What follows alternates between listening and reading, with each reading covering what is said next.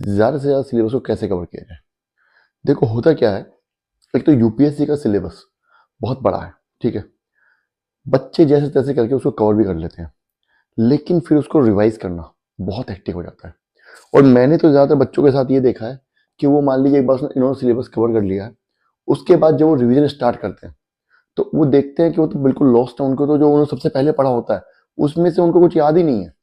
मान लीजिए आपने सबसे पहले क्या किया, पॉलिटी किया, उसके बाद ज्योग्राफी किया, फिर एनवायरनमेंट किया, इकोनॉमी किया, हिस्ट्री किया, मेजर कोर सब्जेक्ट्स की बात कर रहा हूँ मैं, ठीक है।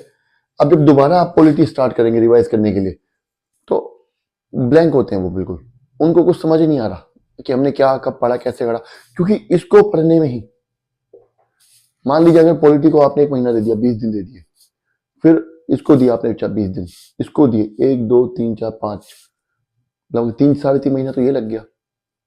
तो 3 साढ़े 3 महीने बाद फिर जब आप पॉलिटी उठाते हैं तो वो आपको याद नहीं रहता। ये तो नेचुरल है, इसमें कोई बहुत बड़ी बात नहीं है।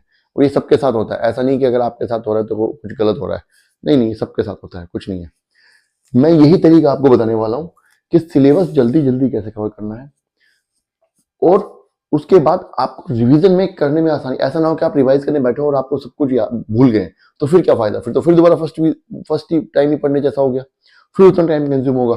तो रिवीजन में आपका कम टाइम कंज्यूम हो, क्योंकि देखो जिनके पास अभी 1.5 साल या 2 साल का टाइम है, 3 साल का,